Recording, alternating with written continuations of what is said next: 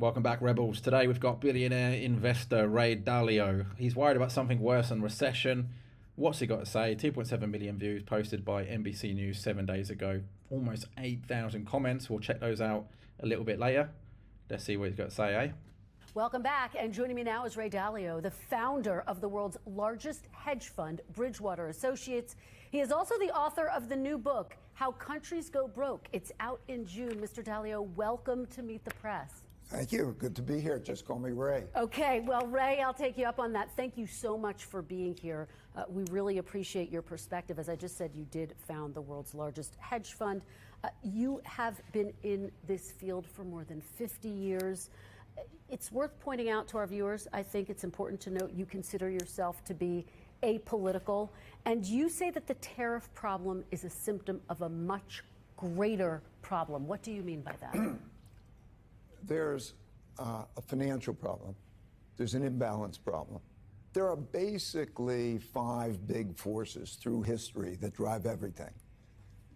First, there's the money, credit, debt, economic cycle in which there's a building up of debt in a cyclical way that becomes too large, and we're going to have problems. We're going to have a government debt problem. Maybe we can get into this. The second big force through time is the internal conflict force, the left and the right, differences in wealth and values causing a conflict that we're seeing it changing our political order. So the first is changing our monetary order. The second is changing our political order internally. And then the third is the great world order, how countries deal with each other. When there's a rising power, challenging an existing power. And now we are going from multilateralism, which is largely an American world order type of thing, to a unilateral world order in which there's great conflict. And the other two factors all through history have been acts of nature, droughts, floods, and pandemics. And number four is technology changing. And how they are coming together are the main forces behind this. For example, there can't be imbalances anymore in that environment. Do you think that President Trump's tariffs are exacerbating what you are describing, this complicated mix of challenges that the world is facing? I think it's just a function of how well they're handled. You know, it's a reality that it's a desire to bring in tax revenue from that.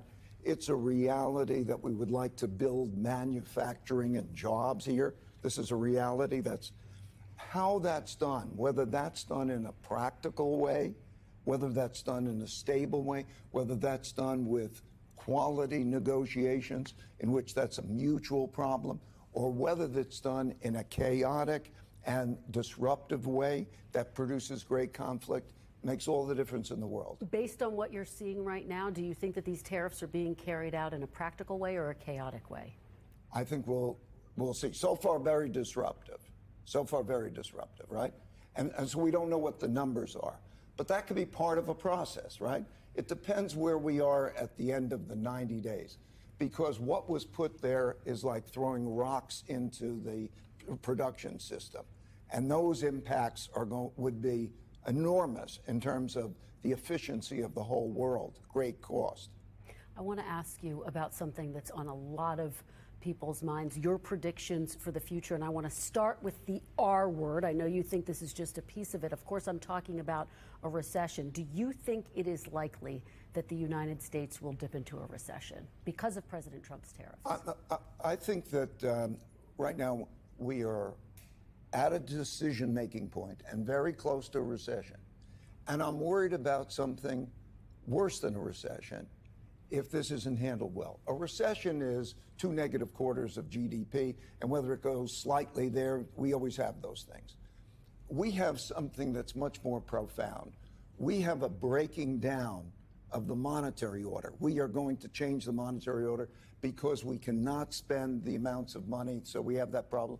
And when we talk about the dollar and we talk about tariffs, we have that. We are having profound changes in our domestic order, how ruling is existing, and we're having profound changes in the world order. Such times are very much like the 1930s. I've studied history, and this repeats over and over again. So if you take tariffs, if you take debt, if you take the rising power challenging the existing power, if you take those factors and look at the factors, those changes in the orders, the systems, are very, very disruptive.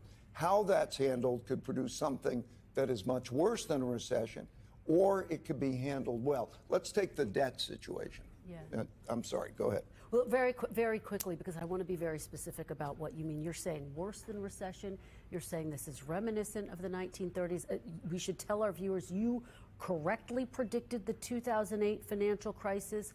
What is your prediction for where the country is headed right now? Right now, we're at a juncture. Let's take the budget. If the budget deficit can be reduced to 3% of GDP, it will be about 7% if things are not changed. If it could be reduced to about 3% of GDP, and these trade deficits and so on are managed in the right way, this could all be managed very well. I believe that members of Congress should take the pledge, what I call the 3% pledge, that in one way or another, that they will get that budget deficit down to that number. If they don't, we're going to have a supply-demand problem for debt at the same time as we have these other problems. And the results of that will be worse than a normal recession. So, and just to follow up on that point, worse than a recession, you're talking about the 1930s. What specifically are you warning of? Are you saying that it could be as bad as a depression? What's your biggest fear? The value of money. What is a storehold of wealth? That is a bond. In other words, one man's debt is another man's assets, bondholders. And so we're going to be in a situation where if that storehold of wealth is in jeopardy because there's too much supply and demand and so on, and we have a monetary inflation, we will have great disruptions. And that could be like the breakdown of the monetary system in 71. It could be like 2008. It's going to be very severe. I think it could be more severe than those if these other matters simultaneously occur. Imagine if we have a downturn politically and an international conflict. What's worst case scenario that you're warning of? To be very specific, to put it into terms people can very understand. specific, the value of money, internal conflict, that is not the normal democracy as we know it, and international conflict in a way that is highly disruptive to the world economy and could even be a military conflict, just as these breakdowns have occurred before. You know, we have a new order that began in 1945, a new monetary order and a new geopolitical order. And these go in cycles that can be measured. And I worry about the breakdown of that kind of an order, particularly since it doesn't need to happen, because there are certain things that could be done in which this is a better restructuring of these debts and actions taken. So that takes me to my next question. You have this book, How Countries Go Broke, The Big Cycle. What is the solution here? Well, there are a series of solutions, but let's take the most important. And we have 1 minute. 1 minute. Okay. 3% of GDP, bring that deficit down. It can be done in a bipartisan way, the way it was done between 1991 and 98. I explained how that could be done, doing things together for the greater good. And then internationally on all of these issues, to use American strength, but to negotiate well, to lay out ways in which bad conflict and inefficient policies don't create great disruptions, but get us through this in an orderly way. All right. The whole world's turning upside down, guys. Read your history books.